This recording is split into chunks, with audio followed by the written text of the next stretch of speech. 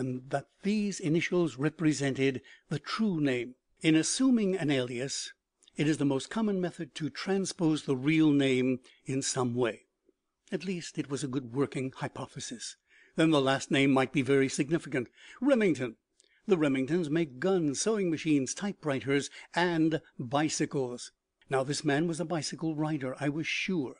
If he chose his own initials as a part of the alias, it was possible that he selected Remington because it was familiar to him.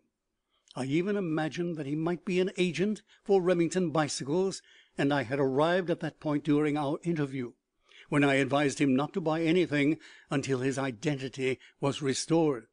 But I was sure of my quarry when I stole a handkerchief from him at the park and found the initials M.J.G.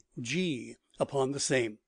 "Marked linen on your person!" exclaimed Mr. Mitchell. "Worse and worse. We'll never make a successful criminal of you, Goldie."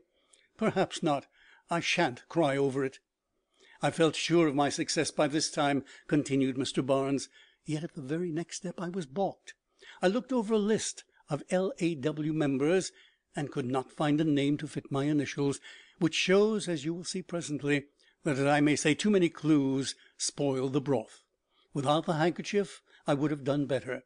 Next I secured a catalogue of the Remingtons, which gave a list of their authorized agents, and again I failed. Returning to my office, I received information from my spy, sent in by messenger, which promised to open a way for me.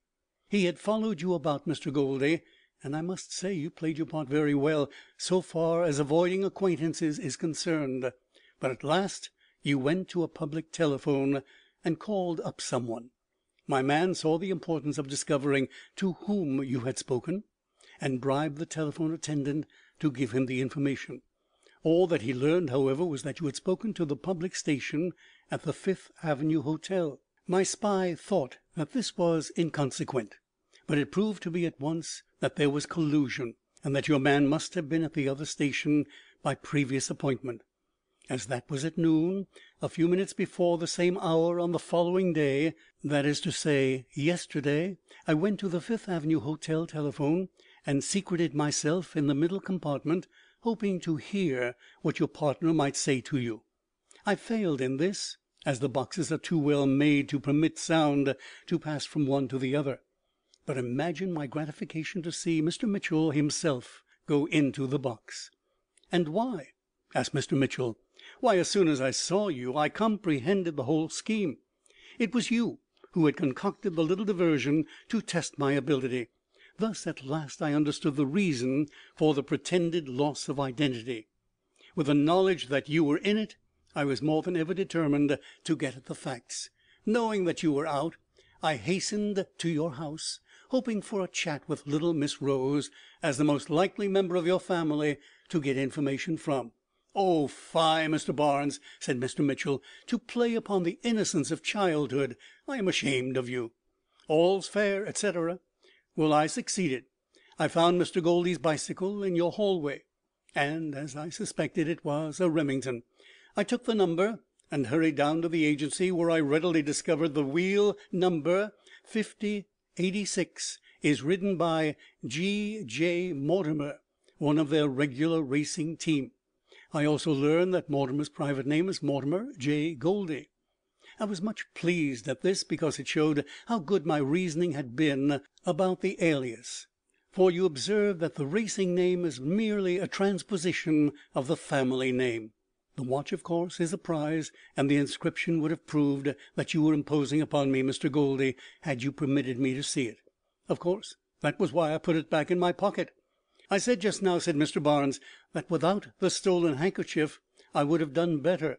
Having it, when I looked over the L.A.W. list, I went through the G's only. Without it I should have looked through the G's, J's, and M's, not knowing how the letters may have been transposed. In that case I should have found G.J. Mortimer, and the initials would have proved that I was on the right track." "You have done well, Mr. Barnes," said Mr. Mitchell. "I asked Goldie to play the part of a nameless man for a few days, to have some fun with you. But you've had fun with us, it seems, though I am conceited enough to say that had it been possible for me to play the principal part, you would not have pierced my identity so soon." "Oh, I don't know," said Mr. Barnes. "We are both of us a little egotistical, I fear." "Undoubtedly.